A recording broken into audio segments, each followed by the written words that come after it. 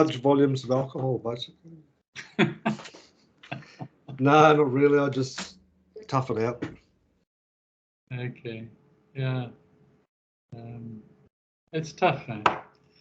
You mentioned it 2 weeks ago. Yeah, I don't know what it is, because normally I don't have a problem, but for some reason this one's just hanging around. So. Yeah, it's strange that you say that, because Sue also suffers and hasn't suffered for all the time she's been here, and all of a sudden, around about 2 or 3 weeks ago, it hit, and she has no idea. I mean, historically, it was springtime and it was the pollen and Yeah, sort of, but she doesn't know why, and she's also been taking antihistamines, I think it is. okay. Yeah, no, I haven't been taking anything, but yeah, I just assumed that it's like there must be a tree in flower or something around here or something. But anyway. Yeah, with Sue, it used to be the yellow flower in South Africa. You have the same sort of bush here, and but that's just a guess. Yeah. But anyway, it is what it is, so you can't overthink it, or. Well, you can think about it because you can research it. See, there you go. That's you coming into the fore now. Well, you can ask me to research it for you. I would be happy to do that. I'd have to ask you a lot of questions first. Yeah. These free, I'll be happy to do it. I've got nothing I would enjoy more. So if you... Well, if you've got nothing better to do, happy to run the experiment. Yeah. Okay. Well, what we can do is let me think about that. Do just some very broad research, and then I'll send you some questions that I'll ask you. Okay. Sounds good. Within the next 24 hours or so. Okay. Yeah. No, that'd be good. Which is the best way, on email or Skype or WhatsApp? I mean, Telegram. Yeah, Telegram's good. Yeah. Telegram's good. Yeah. Okay. All right. Let me just make a note of that now.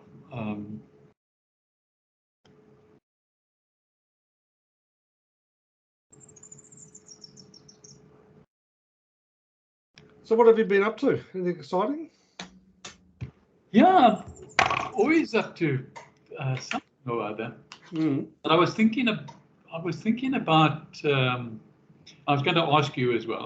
I was thinking about what we were chatting about 2 weeks ago, and I thought maybe a question I can ask you. You know, you've been studying the Holy Book, the Bible, right? Yeah.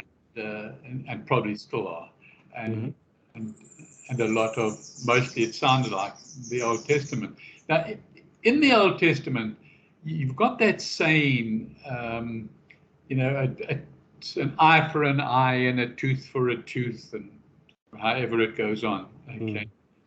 Have you come across that with your studies, and been given an explanation or not? I can't specifically recall a discussion around that particular saying as such. Yeah. I'm just trying to think. I'm sure it's come up. You know, because in the line of what we were thinking about, you and I, where we spoke about Hamas and Israel, and you know, the culture goes back a long time, obviously more than 2,000 years ago, and a lot more than that, where you know, in the time of Abraham, where the Muslims and the Palestinians and the Jews came from Abraham, all of them. And then, he had a whole lot of sons, and they all went off in different directions to serve the world, I can imagine, because he was a real holy man. And I don't know how long he was before Christ, but probably a good, I don't know, I'm guessing now, probably about 2,000 years before Christ. I don't know, maybe not as long as that, but certainly, and out of that came different religions, okay,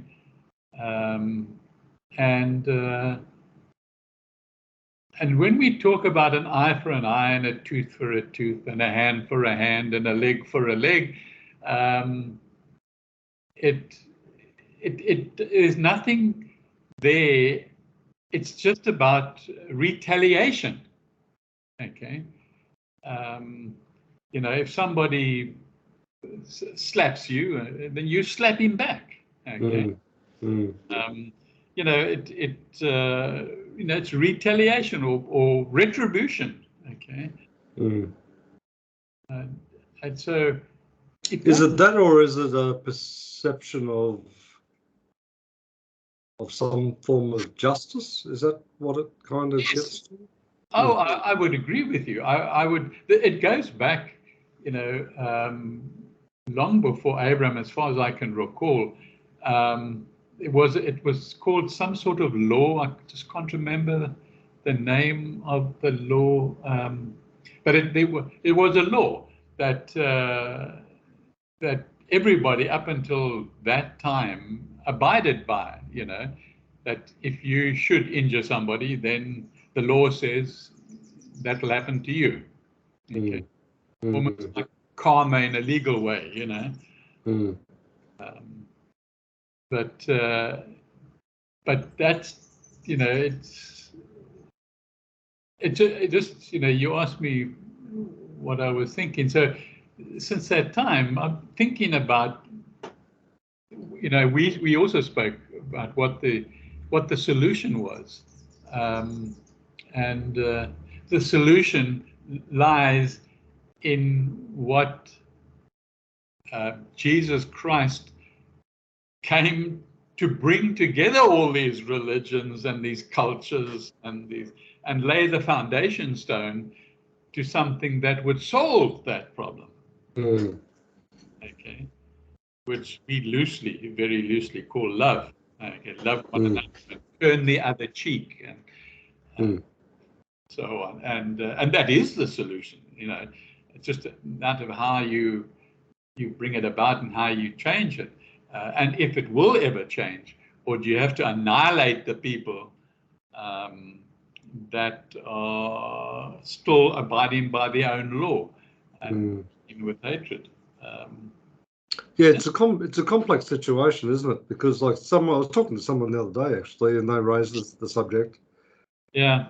And I mean, it's easy from afar to sort of look at things in a very simplistic way, but I mean, I think that what they were doing was responding to news reports on mainstream media, which is always a difficult thing to do.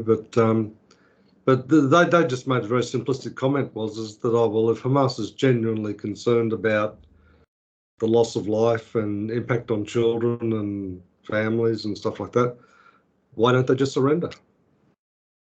And that was the view of, okay, well, there's a solution right there. Why don't they just surrender if they're really interested in that? Just surrender.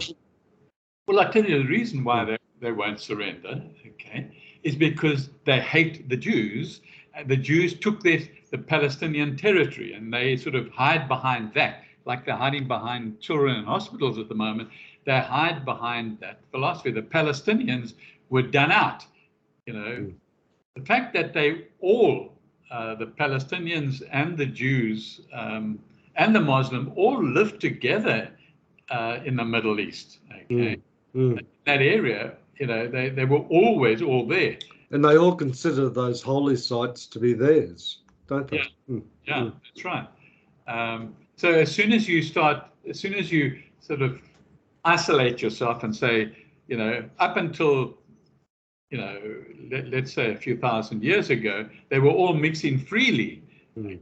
They were all just, you know, one. Their DNA is they have a commonality. All three of them, in their DNA. Okay? So it's when they decided to isolate themselves, maybe, and make a country, and now that brings up hatred and dislike and so on.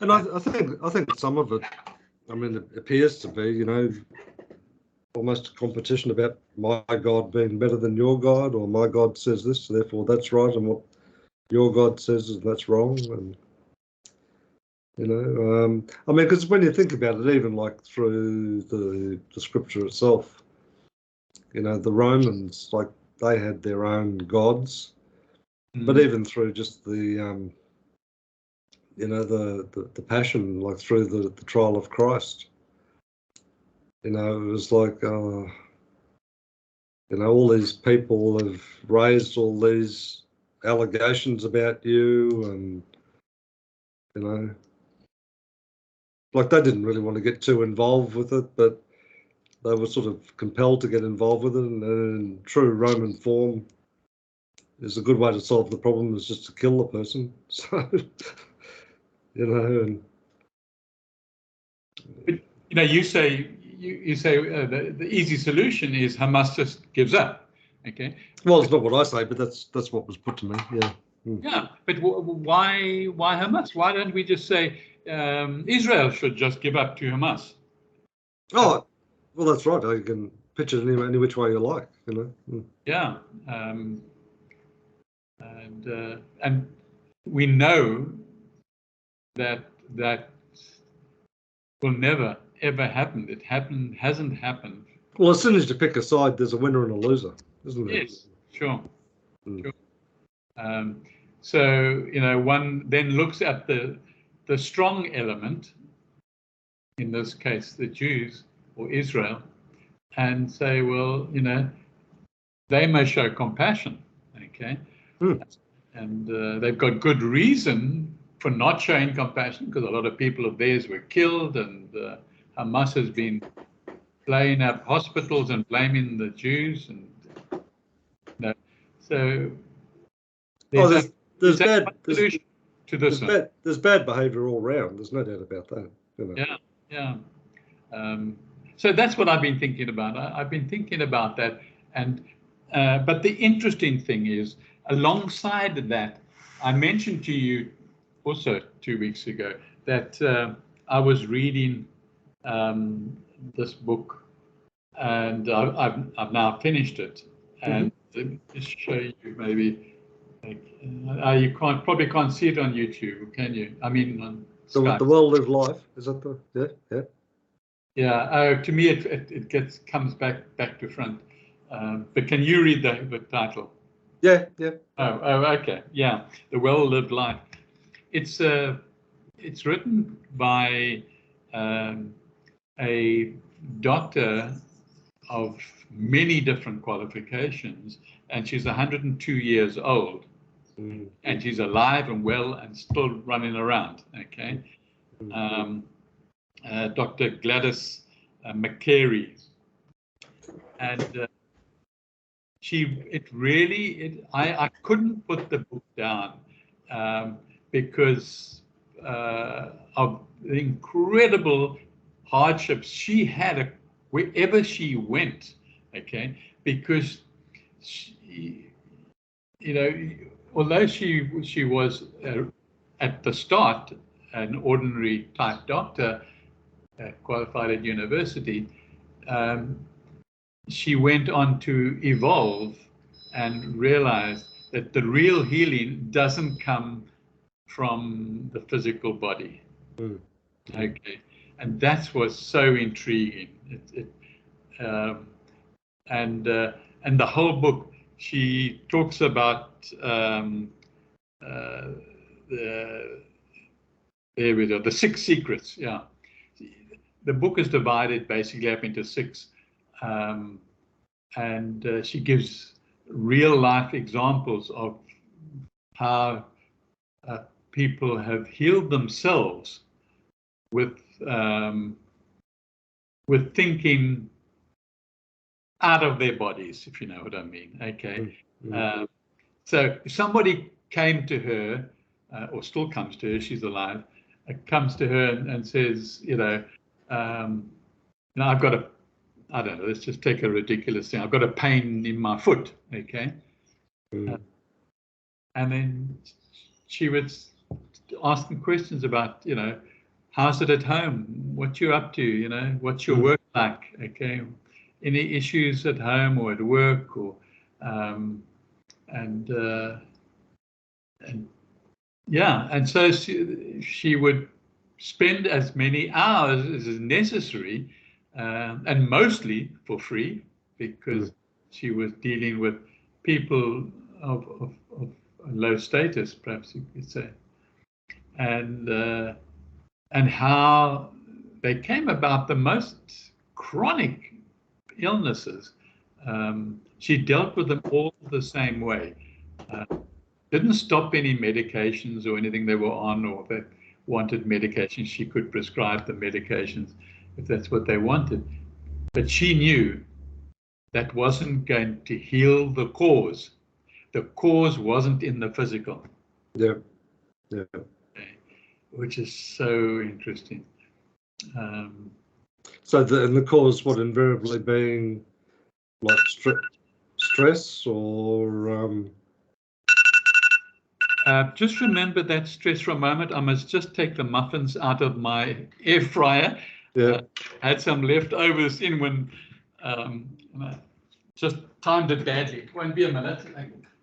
You're good. Not going anywhere, just here.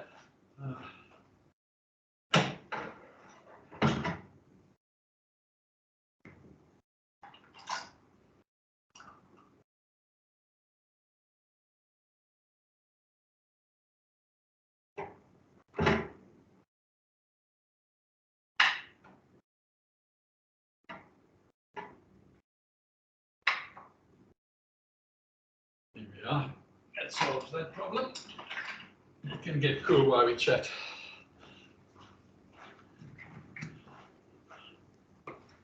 That's the leftovers after juicing that I've. Oh, okay. I don't throw any food away. It gets made into something. Anyway, so yeah, stress is certainly be one, but and often it goes back to childhood when we're dealing with a 50-year-old, and so she wouldn't like point it out. She would just talk them through, so they sort of need to come to some realization of their own without her telling her what realization it was coming. Okay. Yeah. But often it's just what's been happening in the past month, and it could be stress, but it could also be a mental thing that you really didn't like what Mr. Jones said to you, and you've been holding that inwardly, not consciously. But as soon as it gets brought up, you hammer Mr. Jones, in the conversation. So it hasn't been dealt with, and I forgot your surname's Jones. Anyway, that's all right. You know what I mean? So yeah, and so it could be anything, and often it is subconscious, which is interesting too, because then that just controls your behavior. But anyway, that's what this particular book is all about, and I really, really enjoyed it. So in terms of like helping people heal themselves, does she encourage certain practices, or Like, I mean, where does she point them to go?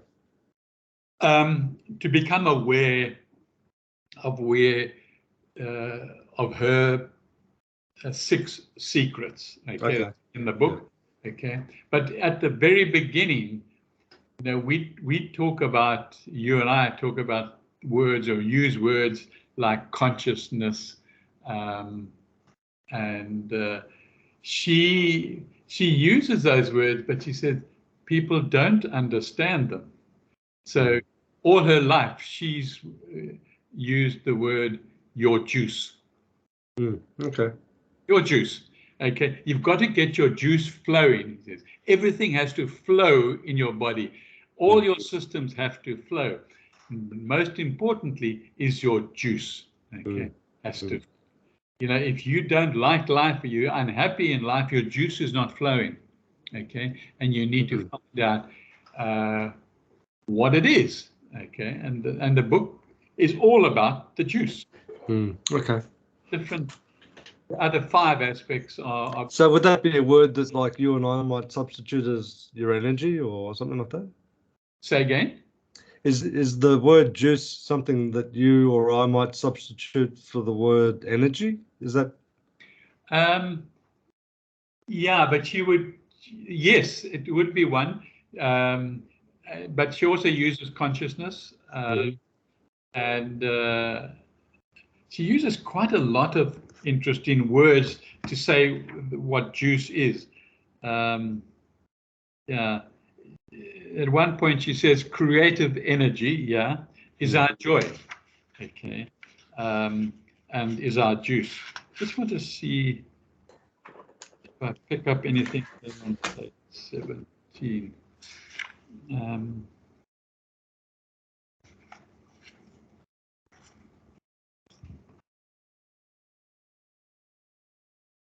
Yeah, and she said, she started off by her mother helping. Her mother and father were also doctors, and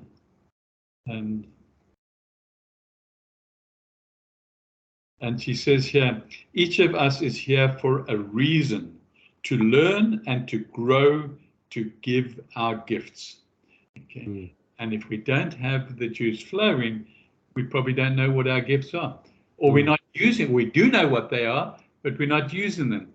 We prefer to make more money somewhere else, okay, or money somewhere else, and so yeah. It says here, when we are able to do so, we are filled with the creative energy, life energy that I call juice. So yes. It's interesting, you know, because one of the exercises I've sort of been working through over the last couple of weeks has been around this idea of becoming aware of God's calling in your life. You're right, right. And it's sort of that issue, maybe looking at it from a slightly different context, but it really is saying, you know, what's your deepest desire? It's exactly is. Yeah, you know, and yeah. She says that the juice is your reason for living. Okay. And she continues here, it's our fulfillment, our joy. It's what happens when life is activated by love. It's the energy we get from things that matter and mean something to us. It's what my parents got from their work and underserved populations. Their parents worked in those. And it's the first secret I share with you. You are here for a reason, she says. Each of us is here to connect with our unique gifts. This is what activates our desire to be alive. Yeah, that's it. Absolutely. Now, the rest of the book is around different categories of our lives and so on. But that's the essence. That's the essence of it, yeah. Yeah. So it's finding the juice is absolutely vital. Yeah. Yeah. And how do you find that? By doing something that you love, something that you enjoy. Yeah.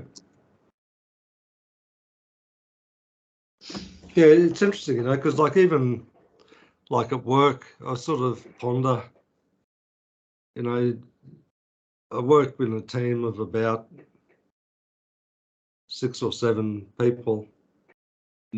And lately I've been constantly asking myself, how do I get these people to, you know, become enrolled in the work that they're doing, you know, and not just show up and go through with their minds elsewhere and not really care about what they're doing, and, you know, all of those, you know, don't really give a stuff,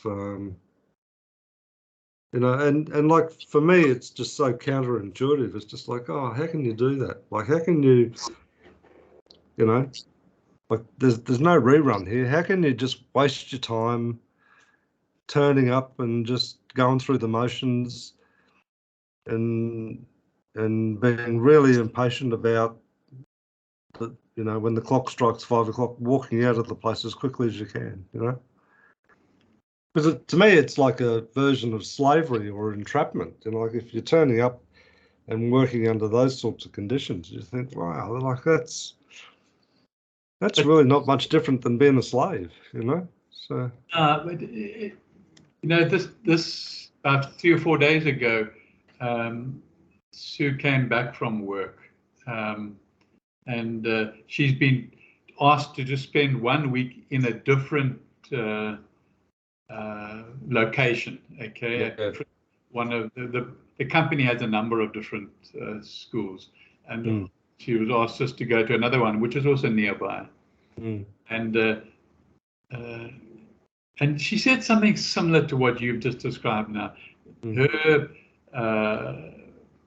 although Sue is the most senior in that branch because of her qualifications, there's somebody that's been there a long time, and they sort of, you know, assume that they're in charge. And so really, Sue said, like, you know, they just show up and do the least. Okay.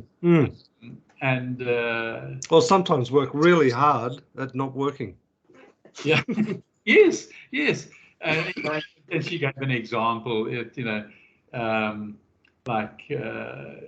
anyway, it was for preparing dough for the play schools, and they just do it the easiest, which is the greasiest, the worst possible way for kids to be playing with it's not dough, but it's a similar thing. I can't think of the word. And yeah, like clay. And I said to her, you know, because I was in the middle of this book and I'm really into this book, I said to her, why don't you just, you know, maybe get there 5 minutes early, and or you know, maybe take a tea break or something, and just ask her about herself. Okay. Yeah. You know, what's, you know, her family, and maybe her husband or kids, and where she was before, and how happy she was where she was before, and you know, just allow the person to speak. Okay. Which she did. She went and did that. Okay. And she said the turnaround was absolutely amazing. Yeah. It was almost immediate. She became friendly, cooperative, wanted to know how she could help Sue, and made all the difference. Just because Sue cared enough to ask. Okay. So we're back to the word love. Okay. Yeah. I think too, and part of the challenge, in my view, is also that fundamental question is that, well, who are you working for? Are you working for yourself, or are you working for something much bigger than yourself? You know, like the language that you and I don't shy away from. Are you working for God? You know, like why am I doing this work? Yeah. And if you're working for yourself, well, then it's all about me, isn't it? But if I'm working for something much bigger than I am, then it's a completely different worldview, isn't it? Yeah. So his answer could be that, you know, he's working for the company that he really respects and enjoys. He respects the owners of the company and so on. And yeah, well, but I think the view at the moment, or the language that I've heard used, not directly to me, but aside, has been, I'm here because I have to be. Yeah. I mean, for me, that's the definition of slavery, you know. But anyway.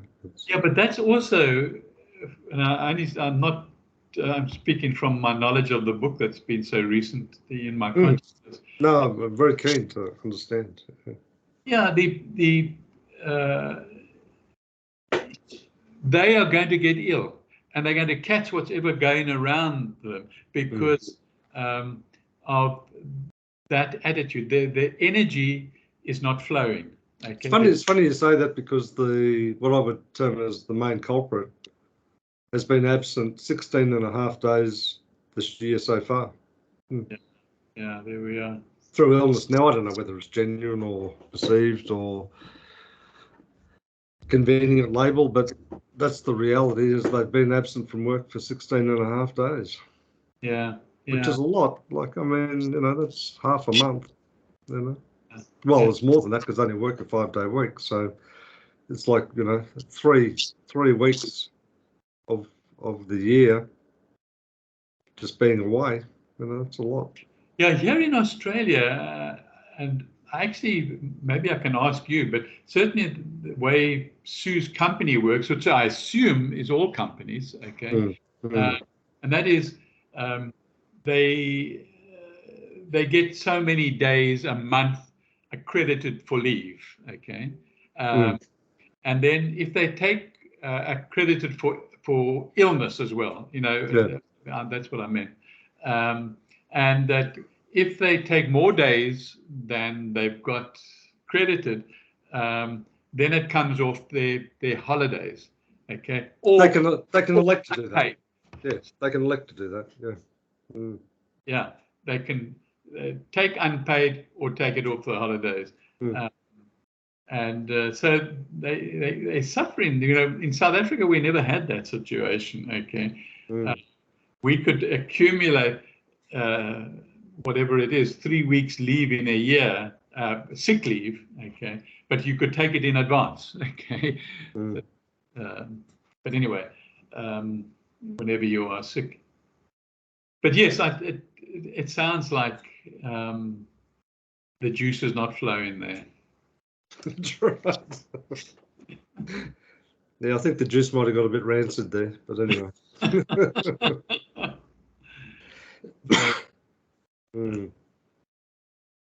It's an interesting topic, though, isn't it? Because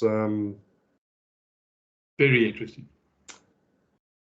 Because I think our traditional management training would encourage a conversation around, well, this is what the organisation needs, and this is what you need to align to, and da-da-da. Whereas coming from a position of trying to understand why someone's juice is not flowing is a much more holistic conversation, isn't it? You know?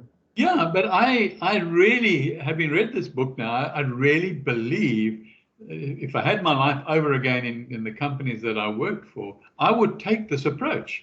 Okay. You know, I would take, you know, a more holistic approach to employees, and you know, get to understand them as a whole unit, not just a physical being showing up and getting paid by me. Make them like one of the family and care about it, a caring family. So you're trying to engage with their hearts and mind. Eh? Yeah. Yes. Yeah. Definitely. So you physically engage them because they come into you, and then the hearts and minds, and just asking enough questions. So how does that line up with how you grow tomatoes?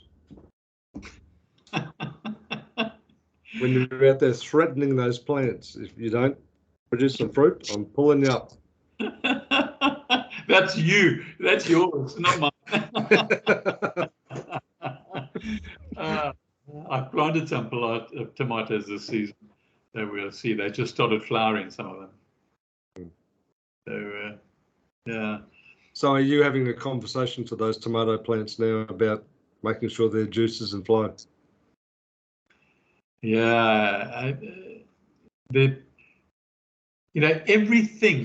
Everything communicates. Okay. For sure.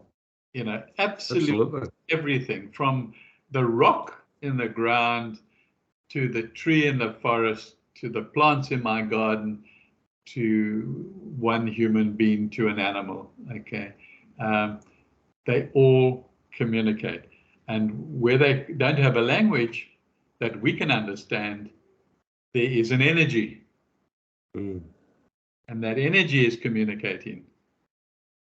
Because one of Jesus's parables was around saying, oh, like the kingdom of God is like when you plant the seed. You don't know how it is that the leaves appear and then the head of seed appears and then it's time to harvest. You don't know how any of that happens, but it does. Yeah. And when you think about it on the level of, like the ancient farmer, I wonder if they ever pondered, like, how does this work? How come this year I've got a bumper crop and yet last year, similar weather, but only got half of what I got this year? I wonder if they wondered about that, tried to understand it, or whether they just said, no, it's just divine intervention, which it is. Yeah, it is. The wondering could bring you to that conclusion. Okay. And then you could give it a name, call it God. Okay. And maybe form a group of people who all the farmers come together and when you say give it a name, I came across in the ancient Hebrew, like the name of God, was Yahweh. Yeah. And they also had this thing also known as the Ancient of Days. The Ancient of Days. Yeah, isn't that incredible? Okay, yeah. What a delightful name, the Ancient of Days. Yeah. She speaks in this book about names that are not in the English language, because she was born in India. Oh, okay, yeah. So she's got a phrase here that she's got in the book, in one of the Indian languages, and she tries to explain it in English, and it just doesn't come out right. So I'm going to call it what it is, and that's the Indian name. Well, that's true, isn't it? Like some languages just don't have words. Like the ancient Hebrew doesn't have a word for brain. So as far as they were concerned, it was all language of the heart. Yeah. Which was feelings and emotions and intuition and so the idea of thinking about stuff was probably quite a secondary thing, not that important. Yeah. And it's still not that important, even though I do so much of it. I think you're absolutely right, actually. I mean, the more I've sort of been trying to focus on, and I didn't even really know what I was doing, but like this idea of sort of like being connected to your heart and trying to feel what your body is sensing and telling you and that. I mean, that's the most important thing, like, Yeah. and it's experiencing the world, beyond your five senses, so. Yeah. Yeah, I agree with that totally. And I'm guessing that in this book, like if you notice something like a pain in your heel, then the reaction to that is, I wonder what it is that I'm doing, which is resulting in that. Like, it's not just saying like, oh, how do I fix it?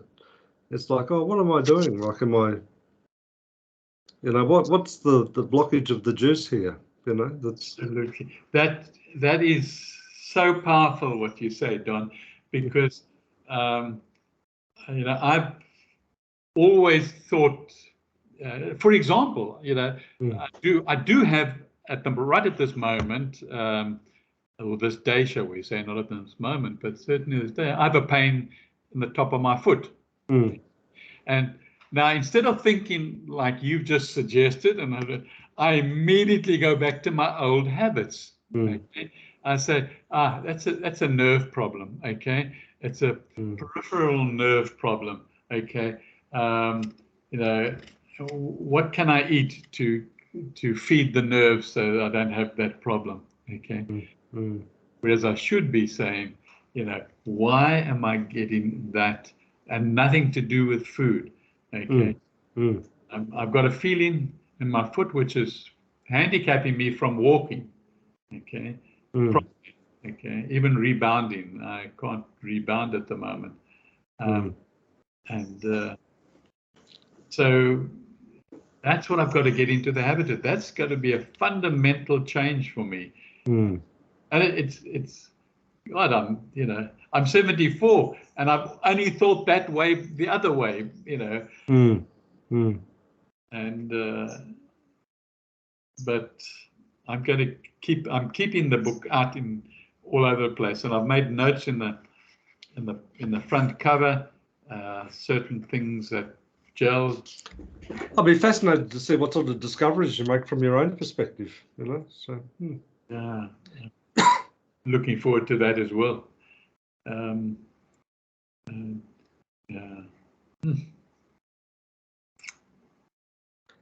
Well, maybe that might be a good place to leave it, do you think? Yeah, okay. Yeah, no, it's a good idea. And I'll give some attention to, you call it an allergy? What is the manifestation? What is the... Oh, just itchy eyes, and then I get a sort of a like a cough, which is as a result of like a tickle in the back of my throat. Yeah.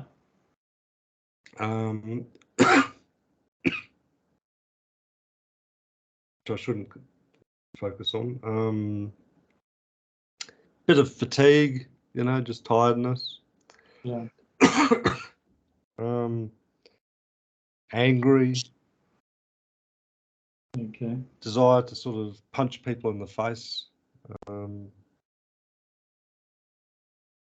Road rage. Being judgmental and critical of people. Happy not writing all those down. Yeah. For no other reason, because that I want to use what I'm scratching to learn out of this book. I don't have a desire to punch people in the face, by the way. Oh, don't you?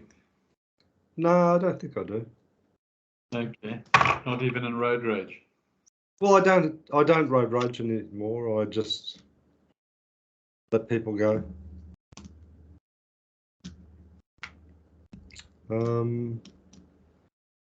Judgmental and critical of people, I still struggle with that. Yeah.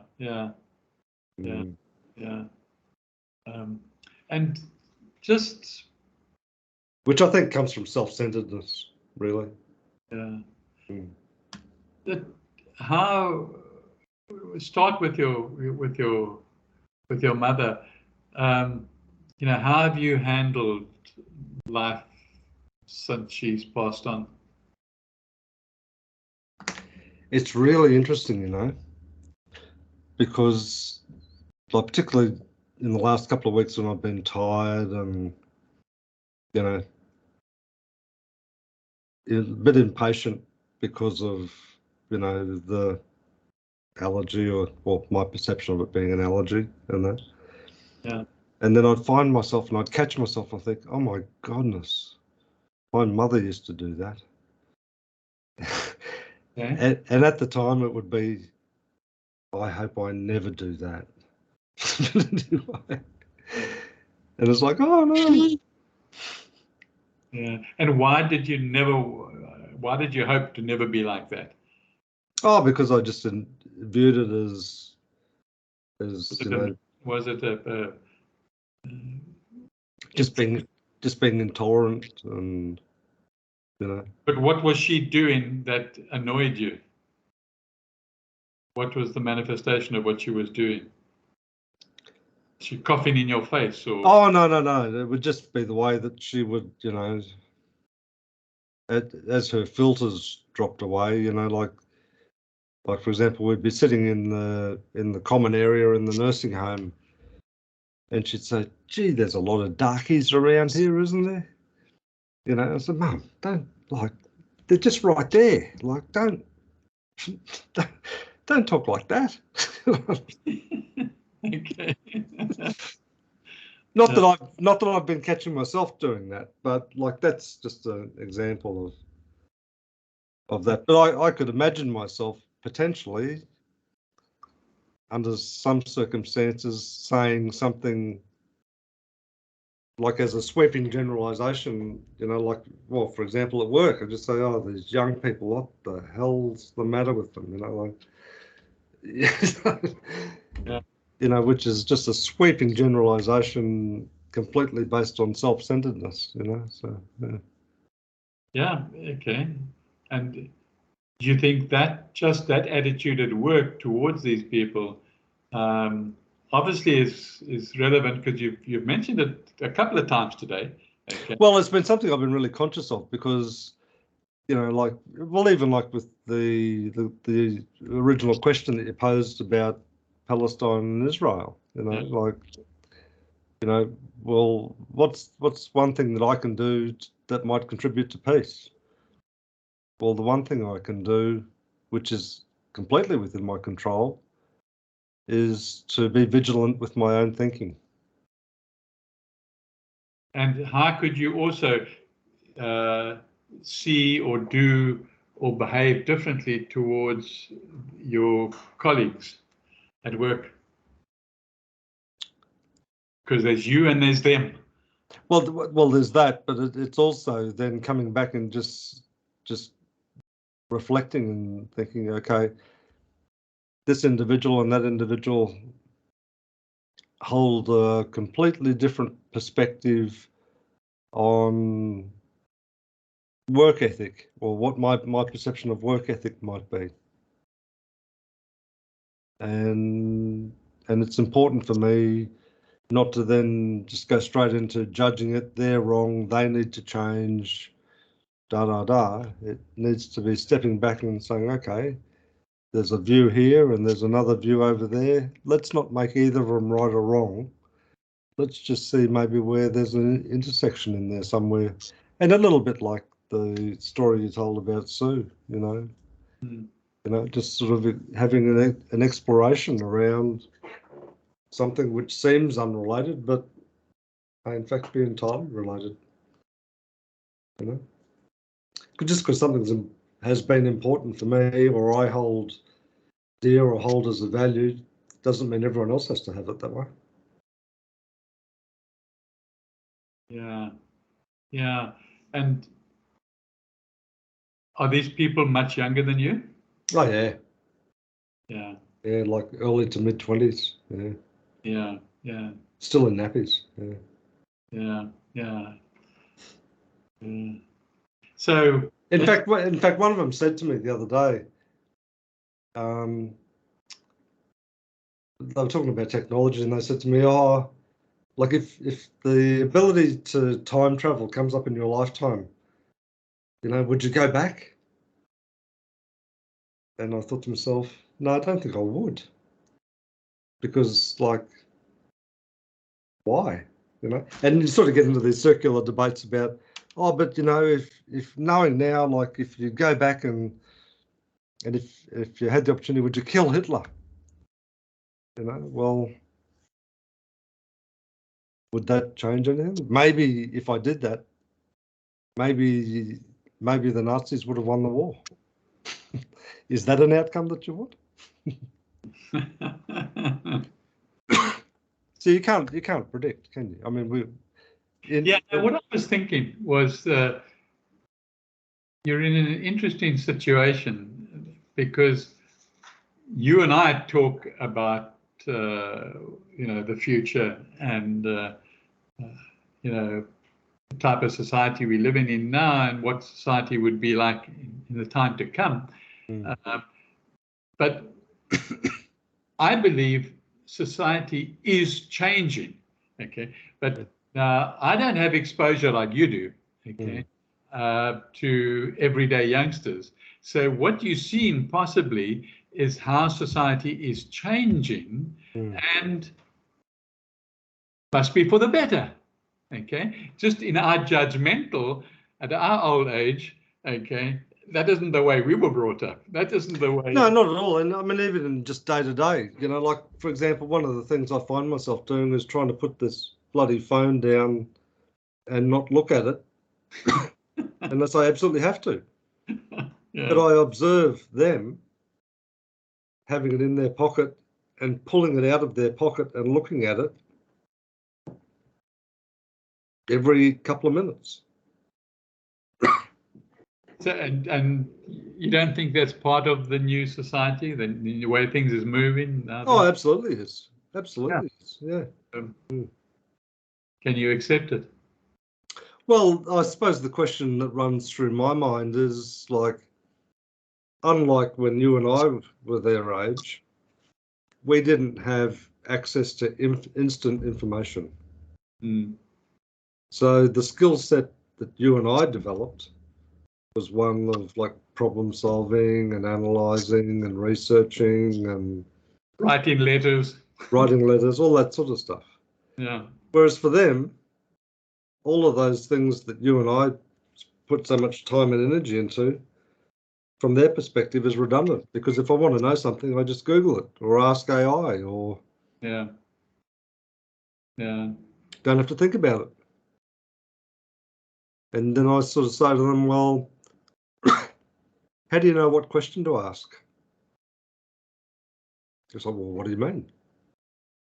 Well, the question you ask will shape the answer that you're given. And I hadn't thought about that.